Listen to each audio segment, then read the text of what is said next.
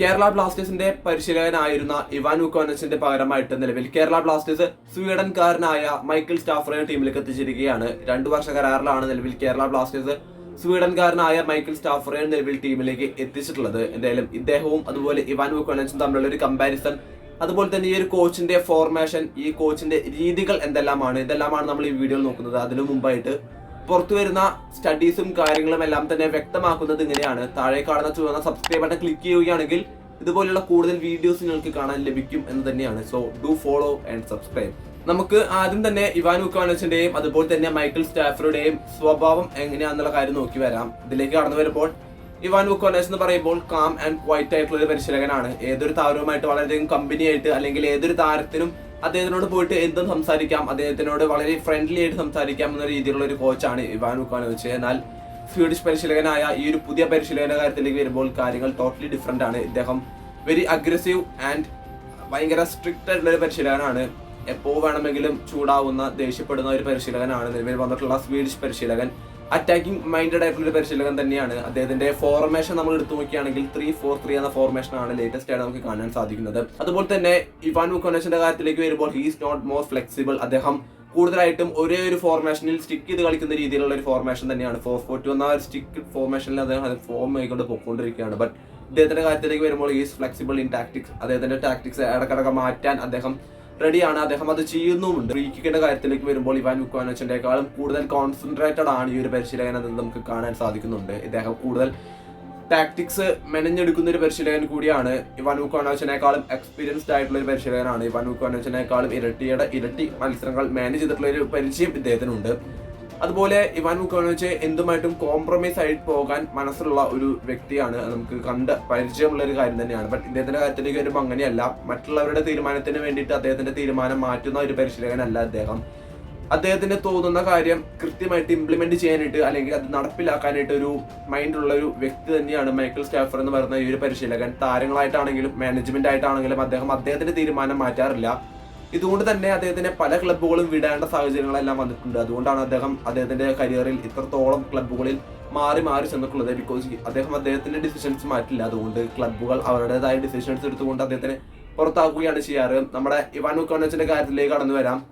അദ്ദേഹം തന്നെ മുന്നേ പറഞ്ഞിട്ടുള്ള ഒരു കാര്യമാണ്, കൊച്ചി പനമ്പള്ളി നഗറിലെ ട്രെയിനിങ് ഗ്രൗണ്ട് അത്രയും മികച്ചതല്ല, അത് തനിക്ക് സാറ്റിസ്ഫൈഡ് അല്ല എന്ന കാര്യം അദ്ദേഹം മുന്നേ പറഞ്ഞിട്ടുണ്ട്. ബട്ട് നമ്മൾ ഈ ഒരു പുതിയ പരിശീലകന്റെ മൈക്കിൾ സ്റ്റാഫ്രോയുടെ കാര്യത്തിലേക്ക് കടന്നു വരുമ്പോൾ അദ്ദേഹം ഇതുപോലെ കോംപ്രമൈസ് ആയിട്ട് പോകാൻ സാധ്യതയില്ല. ഇവാൻ വുക്കോവിച്ച് അതിൽ ഹാപ്പി അല്ല എന്ന് പറഞ്ഞു, എങ്കിലും അദ്ദേഹം അതിൽ കോംപ്രമൈസ് ചെയ്ത് പോവുകയായിരുന്നു. പക്ഷേ ഈ ഒരു പരിശീലകന്റെ കാര്യത്തിലേക്ക് വരുമ്പോൾ അദ്ദേഹം ഇക്കാര്യങ്ങളിൽ കോംപ്രമൈസ് ആയിട്ട് പോകാനുള്ള സാധ്യതകൾ വളരെ കുറവാണ്. അദ്ദേഹം കൃത്യമായ കാര്യം കൃത്യമായിട്ട് മാനേജ്മെന്റിന്റെ അടുത്ത് തുറന്ന് പറയാനുള്ള സാധ്യതകളെല്ലാം തന്നെ മുമ്പിലുണ്ട്. സോ എന്തെങ്കിലുമൊക്കെ ഇവിടെ നടക്കും. 2 വർഷം തികയുന്നതിന് മുമ്പ് തന്നെ അദ്ദേഹം ബ്ലാസ്റ്റേഴ്സ് വിടുവാൻ, അല്ലെങ്കിൽ ബ്ലാസ്റ്റേഴ്സ് അദ്ദേഹത്തിന് സാക്ക് ചെയ്യാനുള്ള സാധ്യതകളെല്ലാം തന്നെ മുമ്പിലുണ്ട്. അദ്ദേഹത്തിന്റെ സ്വഭാവവും നമ്മുടെ മാനേജ്മെന്റിന്റെ സ്വഭാവം വെച്ച് നോക്കുമ്പോൾ ഉള്ള കാര്യമാണ് നമ്മളിവിടെ വ്യക്തമാക്കിയത്.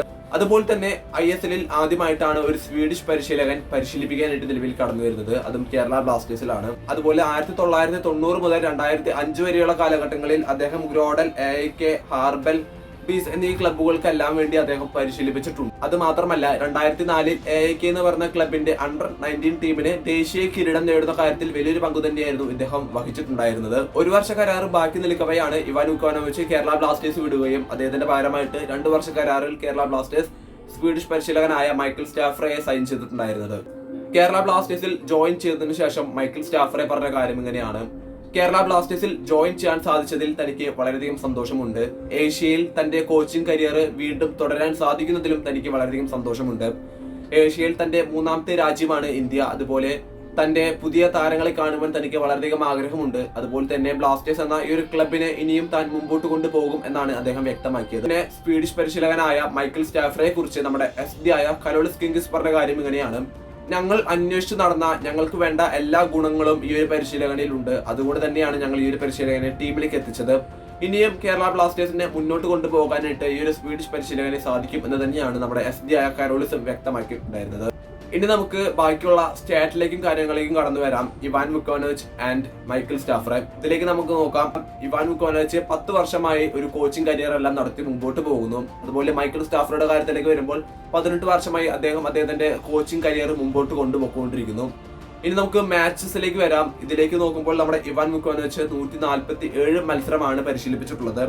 അതുപോലെ തന്നെ മൈക്കിളിന്റെ കാര്യത്തിലേക്ക് വരുമ്പോൾ ഓൾമോസ്റ്റ് 400 മാച്ചസ് ആണ് അദ്ദേഹം പരിശീലിപ്പിച്ചിട്ടുള്ളത്. വളരെ എക്സ്പീരിയൻസ്ഡ് ആയിട്ടുള്ള ഒരു പരിശീലകൻ തന്നെയാണ്. വിജയത്തിന്റെ കാര്യത്തിലേക്ക് വരികയാണെങ്കിൽ ഇവാൻ വുക്കോവിച്ച് 74 വിജയവും അതുപോലെ തന്നെ സ്റ്റാഫ്രെ 172 വിജയവുമാണ് സ്വന്തമാക്കിയിട്ടുള്ളത്. സമനിലയുടെ കാര്യത്തിലേക്ക് വരികയാണെങ്കിൽ ഇവാൻ വുക്കോവിച്ച് 23 സമനിലയും അതുപോലെ മൈക്കിൾ സ്റ്റാഫ്രയുടെ കാര്യത്തിലേക്ക് വരികയാണെങ്കിൽ 97 സമനിലയുമാണ് അവർ ഇതുവരെ കൺസിഡർ ചെയ്തിട്ടുള്ളത്. അതുപോലെ തന്നെ പരാജയത്തിന്റെ കാര്യത്തിലേക്ക് വരുമ്പോൾ ഇവാൻ വുക്കോവിച്ച് 50 പരാജയവും അതുപോലെ തന്നെ മൈക്കിൾ സ്റ്റാഫ്രെ 130 പരാജയവുമാണ് ഇതുവരെ ഏറ്റുവാങ്ങിയിട്ടുള്ളത്. ഇവാൻ വുക്കോവിച്ച് ആണെങ്കിൽ 208 ഗോളുകൾ ഇതുവരെ അടിച്ചിട്ടുണ്ട്. അതിൽ 190 ഗോളുകൾ അദ്ദേഹം കൺസിഡറും ചെയ്തിട്ടുണ്ട്. മൈക്കിൾ സ്റ്റാഫ്രയുടെ കാര്യത്തിലേക്ക് വരാം. അദ്ദേഹം 603 ഗോളുകൾ സ്കോർ ചെയ്തിട്ടുണ്ട്. ഇതിൽ 479 ഗോളുകൾ അദ്ദേഹം കൺസിഡറും ചെയ്തിട്ടുണ്ട്. ഇനി നമുക്ക് ഇവരുടെ രണ്ടുപേരുടെയും ഫോർമേഷനിലേക്ക് കടന്നു വരാം. ഇവാൻ വുക്കോവിച്ച് കേരള ബ്ലാസ്റ്റേഴ്സിലേക്ക് വരുന്നത് വരെ 4-4-2 എന്ന ഫോർമേഷൻ ഉപയോഗിച്ചിട്ടേ ഇല്ല. ബ്ലാസ്റ്റേഴ്സിലേക്ക് വന്നതിന് ശേഷമാണ് അദ്ദേഹം 4-4-2 എന്ന ഫോർമേഷനിൽ സ്റ്റിക്ക് ചെയ്ത് നിന്നിട്ടുണ്ടായിരുന്നത്. അദ്ദേഹം വന്നതിന് ശേഷം ആദ്യ മത്സരം മുതൽ അവസാന മത്സരം വരെ അദ്ദേഹം ഈ ഒരു ഫോർമേഷൻ തന്നെയാണ് യൂസ് ചെയ്തിട്ടുള്ളത്. മൈക്കിൾ സ്റ്റാഫ്രയുടെ കാര്യത്തിലേക്ക് കടന്നു വരികയാണെങ്കിൽ അദ്ദേഹം 3-4-3 എന്ന ഫോർമേഷൻ യൂസ് ചെയ്തതായിട്ടാണ് നിലവിൽ നമുക്ക് അദ്ദേഹത്തിന്റെ ഒരു ഡീറ്റെയിൽസിൽ നിന്ന് മനസ്സിലാക്കാൻ സാധിക്കുന്നത്. അദ്ദേഹം ഈ ഒരു ഫോർമേഷൻ മാത്രം ഉപയോഗിക്കുകയുള്ളൂ എന്നല്ല, അദ്ദേഹം ഈ ഒരു ഫോർമേഷൻ ഉപയോഗിക്കാറുണ്ട്. വേണ്ടി വന്നാൽ മറ്റു രീതിയിലുള്ള ഫോർമേഷനിലേക്കും അദ്ദേഹം പോകാറുണ്ട്. He's A flexible coach. ഇദ്ദേഹത്തിന്റെ കാര്യം പ്രെഡിക്റ്റ് ചെയ്യാൻ സാധിക്കില്ല. ബ്ലാസ്റ്റേഴ്സിന്റെ താരങ്ങളുടെ അവൈലബിലിറ്റി നോക്കിയിട്ടായിരിക്കും അദ്ദേഹത്തിന്റെ ഫോർമേഷന്റെ മാറ്റങ്ങൾ വരിക എന്ന് തന്നെയാണ് മനസ്സിലാക്കാൻ സാധിക്കുന്നത്. മറ്റൊരു ഇന്ത്യൻ സൂപ്പർ ലീഗ് ക്ലബ്ബായ മോഹൻ ബഗാൻ സൂപ്പർ ജയൻസും ഈ ഒരു ഫോർമേഷൻ യൂസ് ചെയ്ത് വരാറുണ്ട്. അവരുടെ പരിശീലകനായ ആന്റോണിയോ ലോപ്പസ് അബ്ബാസ് ആണ് ഈ ഒരു 3-4-3 എന്ന ഫോർമേഷൻ യൂസ് ചെയ്യാറുള്ളത്. അതുപോലെ തന്നെ നമ്മുടെ ഈ ഒരു മൈക്കിൾ സ്റ്റാഫർ എന്ന് പറഞ്ഞ ഈ ഒരു പരിശീലകൻ വളരെ വളരെ ടഫാണ്. താരങ്ങളുമായിട്ട് അത്രത്തോളം ടഫായിട്ട് ഇടപഴകുന്ന ഒരു പരിശീലകനാണ്. ഇവാൻ വുക്കോവിച്ചിന്റെ പോലെ കളിച്ച് ചിരിച്ച് നടക്കുന്ന ഒരു പരിശീലകനല്ല. ഗ്രൗണ്ടിലാണെങ്കിലും ട്രെയിനിങ്ങിലാണെങ്കിലും വളരെയധികം ഷൗട്ട് ചെയ്തുകൊണ്ട് താരങ്ങളെ വഴക്ക് പറഞ്ഞുകൊണ്ട് അവരെ മുൻപോട്ട് കൊണ്ടുപോകുന്ന ഒരു പരിശീലകൻ തന്നെയാണ് ഈ ഒരു മൈക്കിൾ സ്റ്റാഫർ എന്ന് പറഞ്ഞ ഒരു പരിശീലകൻ. എന്തായാലും നമുക്ക് തൽക്കാലം ഇത്രയും കാര്യങ്ങൾ പറഞ്ഞുകൊണ്ട് വീഡിയോ വൈൻഡപ്പ് ചെയ്യാം. അതുപോലെ സ്റ്റഡീസും കാര്യങ്ങളും എല്ലാം തന്നെ പറയുന്നത് ഇങ്ങനെയാണ്.